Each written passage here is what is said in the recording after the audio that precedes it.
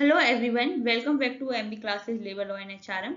Today we are decoding one of most interesting and tricky topic, culture diversity. If you are preparing UGC NET Code 55 JRF, it is a topic under Code 55 syllabus, human resource development.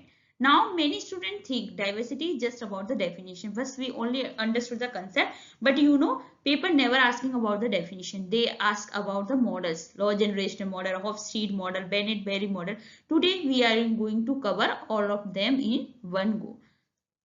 We will cover culture diversity, type, characteristic, advantage and model of culture diversity, challenges and barrier. Let's start with the basic. What is diversity?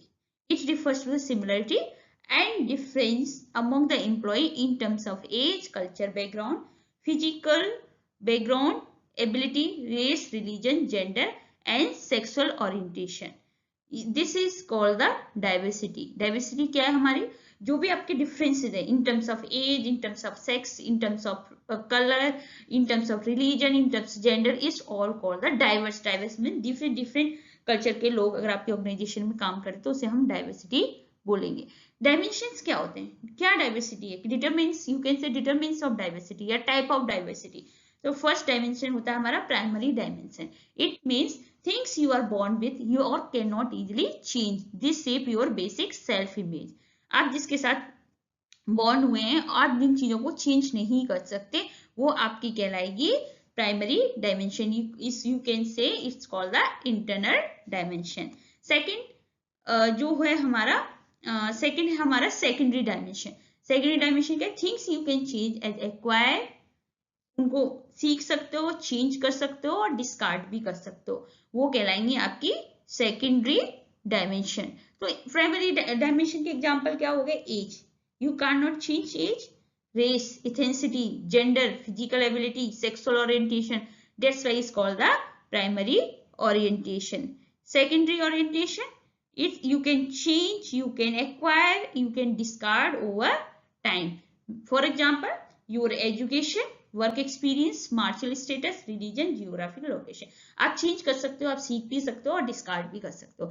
तो ये किसने दी थी? ये आपको याद होना चाहिए. यही है आपको डाइवर्सिटी. तो कोई भी नहीं पूछेगा डाइवर्सिटी का मतलब क्या होता है. आपको पूछेगा अच्छा लॉर्ड रोजर ने कौन से डायमेंशन दिए थे, तो आपको पता होना चाहिए प्राइमरी एंड सेकेंडरी. तो मेरा जो ऑब्जेक्टिव है आपको पढ़ाने का वो सिर्फ ये है कि हमें जीआरएफ क्रैक करना है. तो जीआरएफ के लिए हम सिंपल कंसेप्ट के साथ साथ हम एडवांस मॉडल को भी पढ़ेंगे जो पीवाईक्यू में टच किए हुए हैं. दैट्स वाई आप हमारे साथ जुड़े रहिए. अब डाइवर्सिटी और डिटेल में देखते हैं. सेकेंडरी डायमेंशन इनका व्हील है. जैसे आपने देखा होगा, अभी मैंने बताया प्राइमरी में क्या आ गया? आप एज को चेंज कर सकते हो? नहीं. हाइड कर सकते हो पर चेंज नहीं कर सकते हो. जेंडर, रेस आपका हो गया, इथेंसिटी होगी, फिजिकल एबिलिटी, क्वालिटी होगी, सेक्सुअल ओरिएंटेशन हो गया. ठीक है. अब सेकेंडरी क्या होगी? जिन्हें आप सीख भी सकते हो, चेंज भी कर सकते हो और डिस्कार्ड भी कर सकते हो. आपकी income, marital status, military experience, religious, आपका parental status, geographical location, education.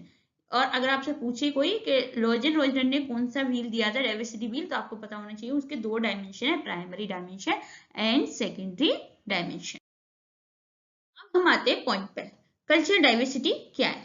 आपको पता है कल्चर डाइवर्सिटी क्या होगी? आप जब किसी एक ऑर्गेनाइजेशन में डिफरेंट सोशल कल्चर बैकग्राउंड के लोग वर्क करते हैं उसे हम कल्चर डाइवर्सिटी कहते हैं. Coexistence of employ from various socio culture background within the organisation. It include difference in race, gender, ethnicity, age, physical ability, language, sexual orientation, region and status is called the cultural diversity. आप एक India में भी देखोगे, आप कोई केरला का है, कोई यूपी का है, कोई बिहार का, तो उनमें भी इतना चेंज आता है. जब आप इंटरनेशनल हम ह्यूमन रिसोर्स मैनेजमेंट के अंदर इस चीजों को पढ़ रहे हैं तो आप देखो जब हम किसी दूसरी कंट्री का कल्चर पढ़े, अपनी कल्चर का, तो कितना डाइवर्स कल्चर है. ठीक है.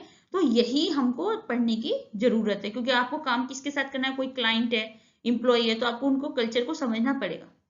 एचआरडी टर्म्स में कहते हैं is just not having a different people. आपने तो ऐसा नहीं कि बस देखने में अलग है, बट हमारा पर्सपेक्टिव क्या है? To bring the problem solving and decision making. हम उनको डिफरेंट, उनका जो पीओवी है उनको हम वैल्यू करें, वो क्या प्रॉब्लम सॉल्विंग, क्या उनका, उनके पॉइंट ऑफ व्यू को समझे. अगर आप एचआरडी टर्म के उसमें बात करते हैं कि फ्रेज क्या है? Management of diversity is different from affirmative action. ये लीगल कंप्लेंट से बिल्कुल डिफरेंट है. आता है टाइप ऑफ कल्चर डाइवर्सिटी। आप हमेशा याद करो, रिमेंबर द आइसबर्ग मॉडल, जो कि आपको पता है एजेंट साइन ने दिया था, जो कि मैंने एचआरडी कल्चर क्लाइमेट वीडियो में पढ़ाया, आप जाके उसको डिटेल में पढ़िए। इन्होंने क्या बोला है कि हमारे जो कल्चर हैं वो दो टाइप के होते हैं, ठीक है। पहला क्या है हमारा विजिबल कल्चर्स, जैसे आप कह सकते हो आर्टिफैक्ट्स, ठीक है। और दूसरा कल्चर क्या है इनविजिबल, जैसे आपने बोला जो आपको दिखाई नहीं देता, जो हिडन कल्चर है। तो अब ये जो है इन्होंने बोला कि दो तरह के कल्चर होते हैं। एक हो गया हमारा surface level culture, surface means above the water, ये हमारा सरफेस लेवल कल्चर हो गया। और ये हो गया हमारा डीप लेवल, जो अंडर द वाटर है। सरफेस लेवल में क्या है, जो विजिबल है, आपका ड्रेस कोड हो गया, आपका वर्किंग एनवायरनमेंट हो गया, आपका कम्युनिकेशन, वे ऑफ कम्युनिकेशन हो गया, आपका किस तरीके से आप एक दूसरे के साथ कम्युनिकेट करें, it's all about the visible. It's only detect the 10%। आपको बताइए एक ह्यूमन 100% कल्चर होता है, उसमें सिर्फ 10% ही सरफेस लेवल कल्चर होता है, जैसे आप कर सकते हो। और 90% क्या होता है इनविजिबल, जो इंसान के अंदर हिडन होता है। अब लेवल 1 में मैंने बता दी dress code, ritual, story, physical environment है। यहाँ पे क्या होता है कि कल्चर रिलेटेड कॉन्फ्लिक्ट बहुत कम होते हैं, क्योंकि ये तो हमारा सरफेस लेवल पे ना सिर्फ 10% है, क्योंकि जरूरी नहीं है अगर उससे कन्फ्लिक्ट है जो आपको शो कराए। जो हमारे कन्फ्लिक्ट आते हैं वो हमारे आते हैं डीप लेवल कल्चर में। तो अब इसमें क्या है, ये कौन से होते हैं विजिबल कल्चर, ठीक है। कल्चर डाइवर्सिटी का टाइप है कि इस तरीके लोगों का ड्रेसिंग सेंस अलग है, लोगों का बात करने का तरीका अलग है, लोगों का सिटिंग अलग है, लोगों का इंफ्रास्ट्रक्चर अलग है। तो ये हो गया हमारा विजिबल। डीप क्या हो गया आपका स्ट्रेटेजी, फिलोसफी, उनका पीओवी, उनकी फीलिंग, उनके एजप्शन, उनके वैल्यू, उनके थॉट्स। तो अब हम इसे देखते हैं। Surface culture tip 10% visible artifacts like a food, dress, language, office layout and greeting. Second क्या है deep culture submerge 90% invisible value like the concept of time, define respect, attitude towards elder and decision making logic. आप एक चीज याद रखिएगा, जो भी cross culture conflict होते हैं वो हमारे सरफेस लेवल पर बहुत रेयर होते हैं। ये ज्यादातर कहाँ होते हैं, डीप अंडर वाटर में होते हैं। क्योंकि अगर आपने यहाँ पे अगर कन्फ्लिक्ट हुए, अगर आपने उसको अंडरस्टैंड नहीं किया, तो आपकी जो एचआरडी इंटरवेंशन है वो भी फेल हो जाएगी। आते हैं कैरेक्टरिस्टिक ऑफ वर्कफोर्स डाइवर्सिटी। क्या कैरेक्टरिस्टिक होते हैं, फर्स्ट है हेट्रोजिनिटी। हेट्रोजिनिटी मतलब workforce is no longer in monolith, homogeneous कोई नहीं होता, सिमिलर नहीं होता, एक क्या होता है मिक्स ऑफ वेरियस ग्रुप होते हैं। सेकंड है मल्टी डायमेंशन। मल्टी डायमेंशन क्या हो गया कि इसमें इन्वॉल्व विजिबल, किसी का स्किन कलर, जेंडर, इंडिविजुअल भी है, वैल्यू और बिलीफ। ऐसा नहीं सिर्फ विजिबल ट्रेड्स है, सिर्फ 10%, इसमें बहुत कलर, मल्टी डायमेंशन है, डीप भी है और सरफेस लेवल भी है। डायनेमिक क्या है कि हमेशा चेंज होता रहता है इसका कल्चर डाइवर्सिटी का composition. Example more Gen Z entering the workforce, जब हम मिलेनियल्स वर्कफोर्स में एंटर करते थे, अब 90s की बात करें, तो अब क्या करें जेनजी एंटर कर रहे, तो ये क्या डायनेमिक है, ये चेंज होता रहता है।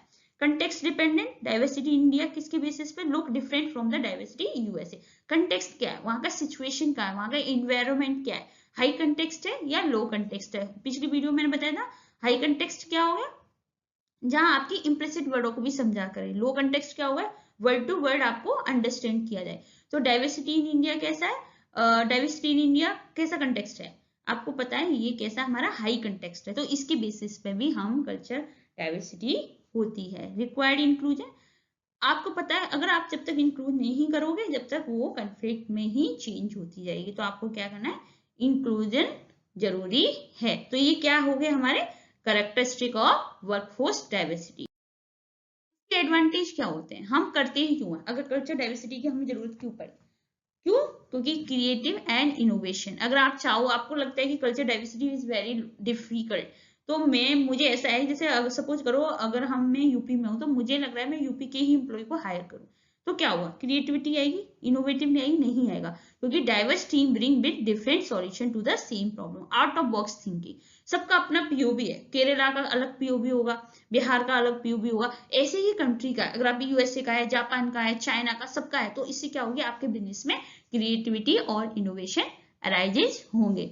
बेटर डिसीजन मेकिंग, क्योंकि बेटर डिसीजन क्यों है, avoid group think where everyone agree just to be nice. अगर हम एक ही जैसे लोग होंगे तो उन्हें लगेगा कि अगर मेरा बॉस मुझे गलत ना बोले तो इसलिए मैं हाँ कह दूं, ठीक है, आपको सपोर्ट करेगा। लेकिन आप डिफरेंट कल्चर बैकग्राउंड से होंगे तो आपका ग्रुप थिंक नहीं होगा। ग्रुप थिंक मतलब एक जैसी थिंकिंग, एक पूरे ग्रुप की सेम थिंकिंग। ऐसा पॉसिबल हो सकता है? एक घर में अगर 2 लोग हैं, उनकी भी थिंकिंग मैच नहीं करती, तो एक ऑर्गेनाइजेशन में इतने सारे लोगों की थिंकिंग कैसे मैच करिए? बस just pretend to be nice, they can accept your proposal. तो ये इससे क्या होता है, हम अब क्या करते हैं कि इससे क्या होता है, ये जो प्रोसेस, ये जो प्रॉब्लम है वो दूर हो जाती है और हम डिसीजन मेकिंग बेटर कर सकते हैं। Market penetration, diverse workforce mirror the diverse customer base. और डाइवर्स अगर आपके एम्प्लॉय हैं तो वो क्या होंगे, अलग अलग तरीके के कस्टमर भी। डाइवर्स मतलब एक मतलब लोगों को समझने में, नॉलेज शेयर करने में हेल्प मिलती है। जैसे hiring local staff to understand digital market, तो उन्होंने क्या, जैसे आपकी यूएसए बेस्ड कंपनी है, वो इंडिया में आई, तो उन्होंने वहां का जहां पे वो ओपन है कंपनी, वहां पे उन्होंने लोकल स्टाफ को हायर कर लिया। तो ये कहलाती है मार्केट पेनिट्रेशन। ठीक है, आपने मार्केट में जाके क्या मार्केट में चल रहा है उसको समझने के लिए आपने लोगों को हायर कर दिया। Talent acquisition, company known for diversity attract the best talent from all the group, not just one.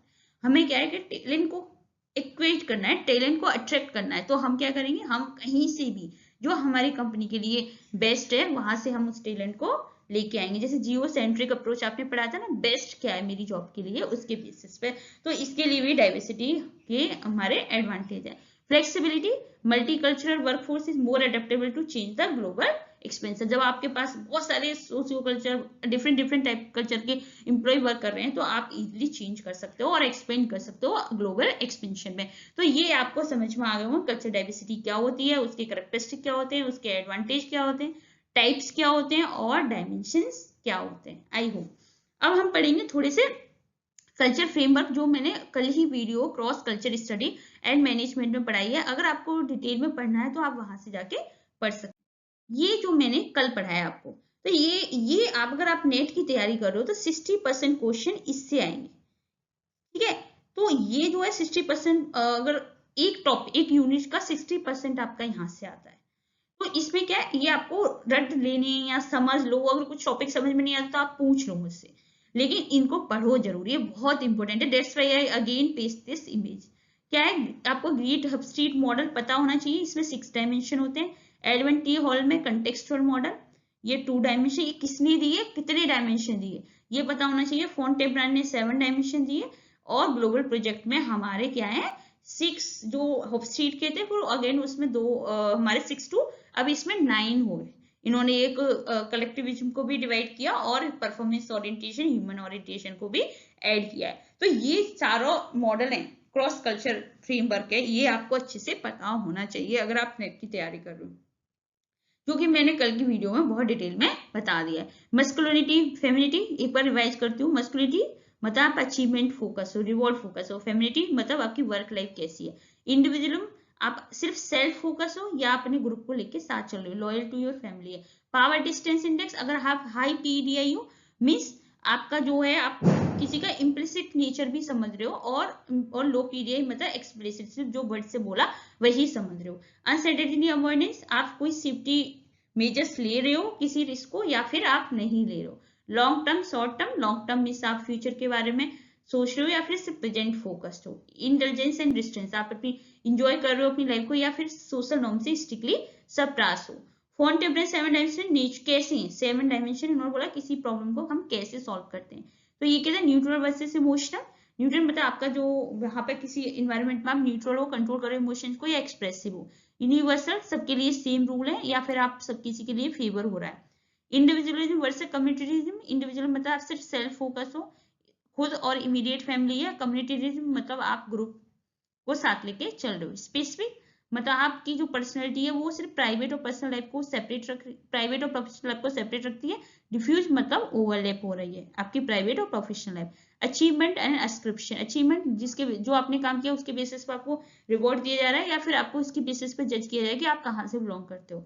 Sequential versus synchronic time, sequential means आपका जो टाइम है वो एक ही लीनियर है, टाइम इज लीनियर, एक टास्क एक टाइम में कर रहे हो या फिर मल्टीटास्किंग हो। सिंक्रोनिक, इंटरनल वर्सेस एक्सटर्नल, आप इंटरनली कितना देख रहे हो या एक्सटर्नली आप डिपेंडेंट हो।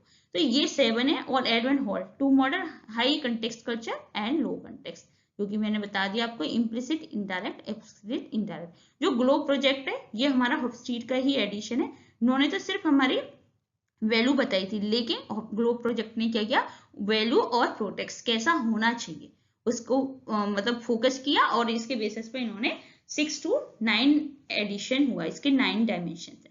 तो ये आपको अच्छे से पता होना चाहिए। अगर आपको ये डिटेल में चाहिए तो प्रीवियस वीडियो में जाके देख लीजिए। अब आते हैं हमारे, अगर आप JRF हो तो ये PYQ बेस्ड है, मैंने इसको सर्च करके यहाँ पे कंटेंट बनाया आपके लिए, तो आप इस पर बहुत अच्छे से फोकस रहिए क्योंकि ये पूछा गया है। Firstly, Bennett development model, intercultural sensitivity. तो ये क्या है, how does a person move from bias to inclusion, कैसे पर्सन जो हमारे माइंड में, जैसे अभी मैं हूँ तो मेरे माइंड में किसी कल्चर के मतलब रिस्पेक्ट में या किसी कल्चर के रिगार्ड मुझे बायसनेस है, तो उस बायसनेस से मुझे इंक्लूजन की तरफ कैसे चेंज हो सकती हो। तो पहला हमारा जो होता है, तो बेनेट डेवलपमेंट मॉडल दिया था इंटरकल्चरल सेंसिटिविटी। तो आप कह सकते हो कि उन्होंने क्या कहा था कि सबसे पहले हमारी इथनोसेंट्रिक स्टेज चलती है। इथनोसेंट्रिक आपको पता है, हमारा कल्चर बेस्ट है, ये मैंने आपको बताया था। एंड तो इन्होंने बताया कि जो हमारी, इन्होंने 6 स्टेज में इसको डिवाइड किया। जो हमारा बेनेट डेवलपमेंट मॉडल है उसने क्या किया, 6 स्टेज में डिवाइड किया। फर्स्ट क्या होता है, denial, there is no difference. जब हम कहीं विजिट करते हो सबसे पहले लगता है कोई डिफरेंस नहीं है, सब सेम है, ऐसे ही लगता है आपको। फिर आता है डिफेंस, नहीं मेरा कल्चर बेस्ट है, your is worse. Then minimization, deep down we all are same, this is the trap, it ignore unique identity। After that आपने क्या किया, अपने ही कल्चर को थोड़ा सा मिनिमाइज किया। उन्होंने कहा नहीं नहीं हम सब ठीक है। तो ये क्या आ गया आपका इथनोसेंट्रिक अप्रोच। अब आता है इथनो रिलेटिव अप्रोच।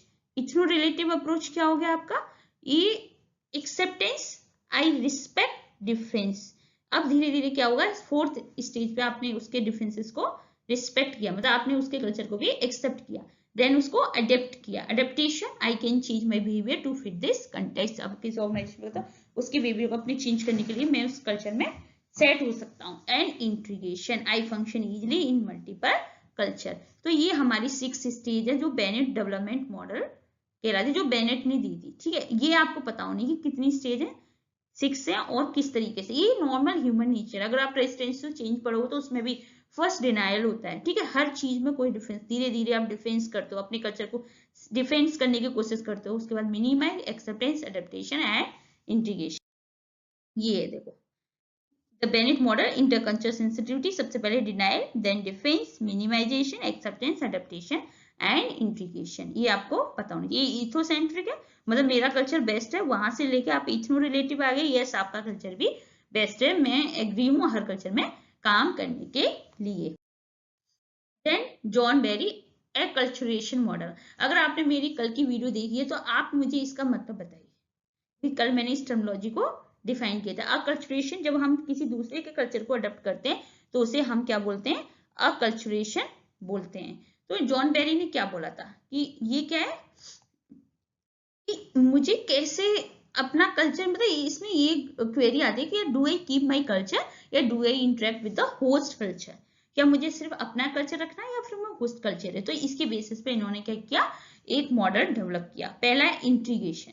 इंटीग्रेशन मतलब high on culture, high host interaction, मतलब मेरा भी कल्चर और दूसरे का कल्चर, ये बेस्ट होता है क्योंकि इससे आउटकम बेस्ट होगा, क्योंकि आप अपने को कल्चर को भी साथ में लेकर चल रहे हो और दूसरे कल्चर को भी, होस्ट मतलब जिस कंट्री में वर्क कर रहे हो उसके कल्चर को भी समझ रहे हो। सेकंड है असिमिलेशन, लो ऑन कल्चर, आपने क्या किया, अपने कल्चर को लो डाउन किया। एंड हाई होस्ट इंटरेक्शन, ये मेल्टिंग पॉट है कि आप धीरे धीरे मेल्ट हो रहे हो, होस्ट इंटरेक्शन में हाई हो रहा है और अपना कल्चर आपका लो हो रहा है। सेपरेशन, अपना कल्चर हाई है लेकिन लो होस्ट इंटरेक्शन है, ये एक्सपेक्ट बबल्स कहलाता है। ठीक है, देन मार्जिनलाइजेशन, मार्जिनलाइजेशन मतलब खुद का भी कल्चर लो है और होस्ट का भी इंटरेक्शन जो है वो लो है, that's why is called the isolation.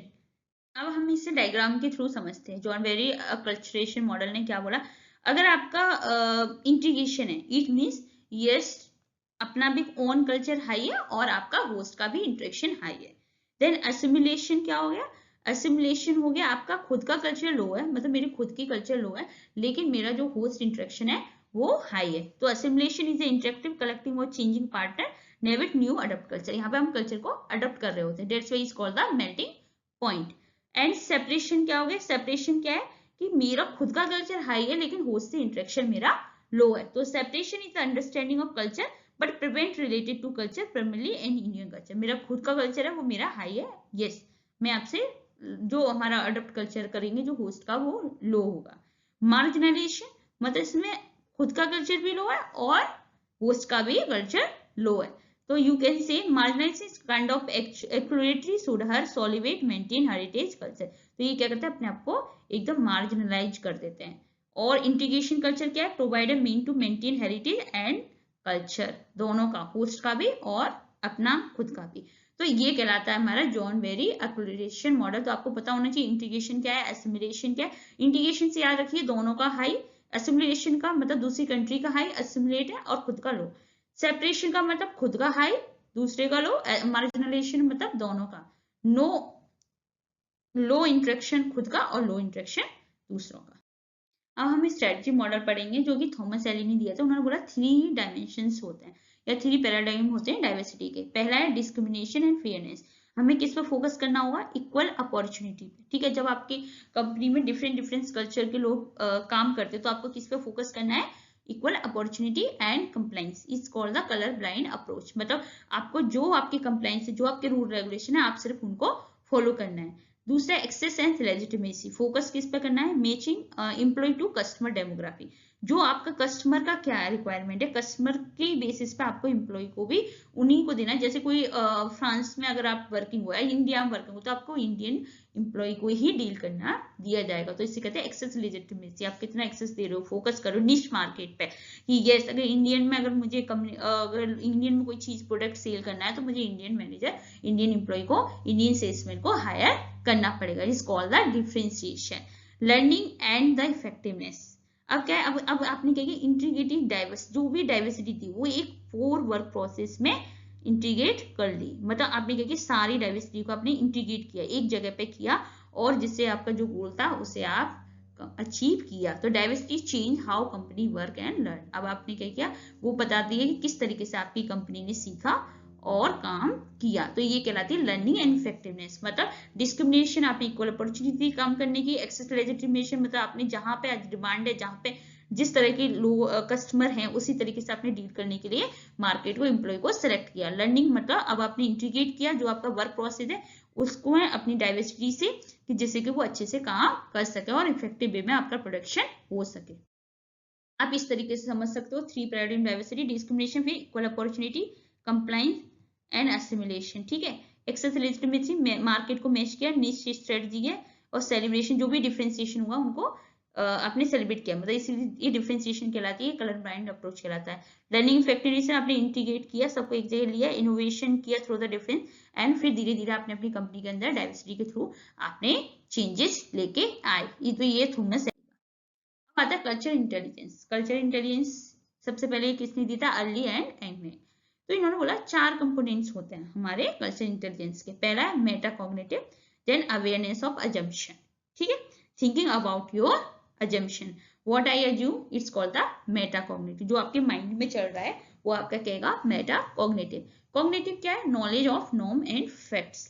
Knowledge क्या होगी, जो आपको नॉलेज है, जो आपको पता है, वो कॉग्निटिव हो गया। मोटिवेशनल क्या हो, कॉन्फिडेंस टू इंटरेक्ट, जो मेरे दिमाग में चल रहा था वो मेरी नॉलेज, फिर मुझे कॉन्फिडेंस आया, मैं आपसे इंटरेक्ट कर सकती हूँ। Then behaviour, ability to change speech gesture, you can say changing your speech and gesture, इस तरीके से। तो मेटाकॉग्निटिव क्या हो गया, extract analysis component skill, metacognitive. Then आपने फिर क्या आया, कॉग्निटिव क्रॉस कल्चर स्किल, जो आपकी नॉलेज है, जो आपके फैक्ट है। फिर मोटिवेशन, मोटिवेशन मतलब कॉन्फिडेंस है, आप बात कर सकते हो। देन बिहेवियर, अब आप क्रॉस कल्चर स्किल सीख सकते हो और आप अच्छी तरीके से वहां पे एडजस्ट कर सकते हो। तो ये आपके चारों कंपोनेंट होते हैं कल्चर इंटेलिजेंस। तो ये आपको पता होना चाहिए। मेटाकॉग्निटिव मतलब आपकी एजम्पशन, कॉग्निटिव मतलब आपकी नॉलेज, देन आपकी क्या है, फिर उसके बाद मोटिवेशन मतलब आपका जो भी कॉन्फिडेंस है, देन आपका बिहेवियर, ठीक है। मतलब इंटेलिजेंस तो ये होगा ना, आप इजीली किसी भी कल्चर में एडजस्ट हो सकते हैं। Comes to the barrier, challenge, barrier and PYQ term. ये NTA often ask this terminology. आपको ये टर्मिनोलॉजी पढ़ना बहुत जरूरी है, कभी भी वो पूछता है और ये इसे आपको अच्छे से रट लेना है, ठीक है। अब आपने क्या पढ़ा, ग्लास सीलिंग, फर्स्ट है ग्लास सीलिंग, इसे अच्छे से पढ़िएगा क्यों पूछ लेता है what is the meaning of glass ceiling, glass Cliff, glass skeletal, तो ये ग्लास टर्मिनोलॉजी है सारी।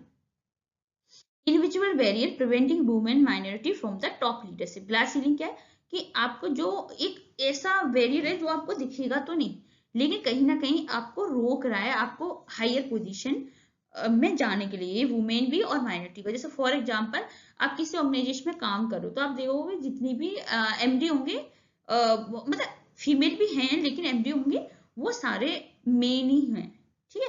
तो ये क्या है, ये आप पहचान भी नहीं पाओगे कि अच्छा ये है ऐसा, आपको लगेगा organisation is very diverse and it's a very good environment, but it just like a glass है जो कि आप देख नहीं सकते उसे, ठीक है। और वुमेन के लिए तो है ही, जब आप वुमेन कहीं वर्क करती हैं तो उनको हाई लेवल पे जाना बहुत डिफिकल्ट है।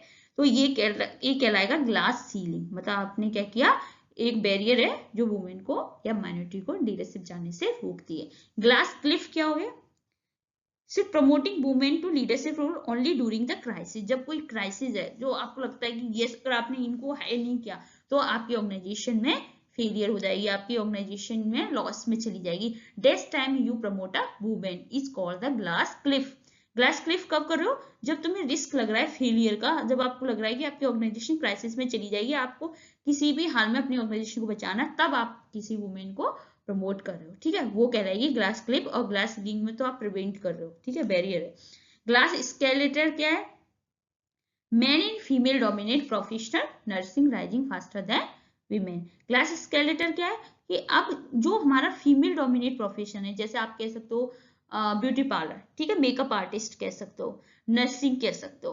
अब आपने देखा होगा यहाँ पे जब फीमेल डोमिनेट प्रोफेशन में अगर मेन आते हैं तो वो क्या कहलाएंगे, ग्लास स्केलेटन, मतलब वो बहुत फास्टर देन वुमेन में राइज हो रहे हैं। आपने देखा होगा अब मेकअप आर्टिस्ट बहुत अच्छे अच्छे हैं जो कि मेल कैटेगरी के हैं, ठीक है, और नर्सिंग में भी बहुत है। तो ये क्या है, राइजिंग फास्टर देन वुमेन, मतलब वुमेन से ज्यादा वो ग्रो कर रहे हैं। तो ये क्या कहलाएगा, glass skeletal.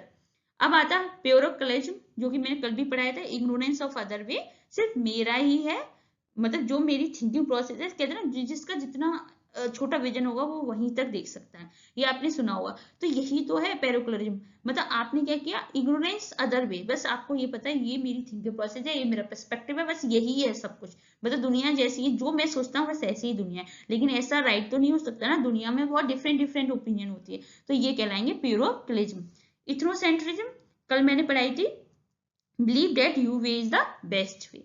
Ethnocentric, my culture is the best, my policy is the best, my value is the best. That's why we call that ethnocentrism. Tokenism क्या होता है, ये बड़ा इंटरेस्टिंग है।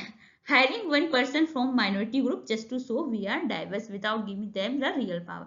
हमने क्या की, अपना स्टेटस दिखाने के लिए, अपनी कंपनी को डाइवर्स दिखाने के लिए हमने किसी एक माइनॉरिटी ग्रुप को एक ऐसी पोजीशन पर हायर कर लिया जिससे लगे दूसरे को कि हम डाइवर्स हैं without giving them real power.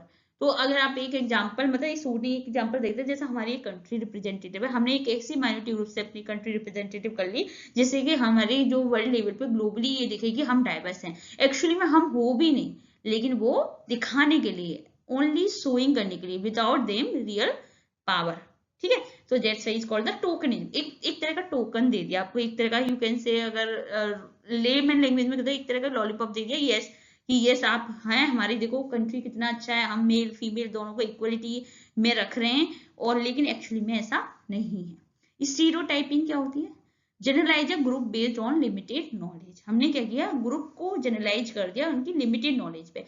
जैसे फॉर एग्जांपल आपको स्टीरियोटाइपिंग, लड़कियां किचन में ही अच्छी लगती हैं, ठीक है, लड़कियां बाहर का काम नहीं कर सकती। तो ये क्या है, आपने क्या किया, जनरलाइज कर दिया एक ग्रुप बेस पे, एक लिमिटेड नॉलेज पे। क्या आपको लगता है कि ये रियल में सही है, नहीं है ना। अब तो कोई भी, आप फीमेल हो या मेल हो, अगर उसके पास नॉलेज है तो वो बहुत अच्छा करियर में कर रहे हैं, ठीक है। तो ऐसा नहीं कि वो ये स्टीरियोटाइप है, तो इसी स्टीरियोटाइप को हमें ब्रेक करना है। तो ये क्या चैलेंज बैरियर है ना, क्योंकि कल्चर डाइवर्स को आपने क्या क्या प्रॉब्लम आई, ग्लास सीलिंग ऑर्गेनाइजेशन है, ग्लास क्लिफ है, स्केलेटर है, पेरोक्लिज्म में, इथ्नोसेंट्रिक, टोकनिज्म, स्टीरियोटाइप, इन सबको आपको तोड़ के इक्वलिटी तरह से ट्रीट करना है डाइवर्स को, और सबको इक्वल अपॉर्चुनिटी देनी चाहिए। जब भी आप एक्चुअल में डाइवर्सिटी का मतलब जान पाएंगे, जब भी आप एक्चुअल में अपनी ऑर्गेनाइजेशन को सक्सेस पाएंगे, ठीक है। अगर मैं कहूँ diversity give us creativity, better decision making and flexibility, but it require inclusion. अगर डाइवर्सिटी आपने मैनेज नहीं करी तो it's always lead to the conflict, but अगर आपने ये अच्छे से इंक्लूड कर ली, अच्छे से इंक्लूड कर दी, अच्छे से इसको समझ लिया, तो ये क्या देगी आपको, क्रिएटिविटी देगी, डिसीजन मेकिंग और फ्लेक्सिबिलिटी में हेल्प करेगी। तो आज की जो हमारा टॉपिक था ये था कल्चर डाइवर्सिटी, जो कि यूनिट 3 ह्यूमन रिसोर्स डेवलपमेंट के अंदर IHRM के अंदर हमने पढ़ा। आई होप आज हमारा यूनिट 3 कंप्लीट होगी, एक टॉपिक बचा हुआ है। तो ऐसे हमारे साथ जुड़े रहिए JRF क्रैक करने के लिए 2026 का।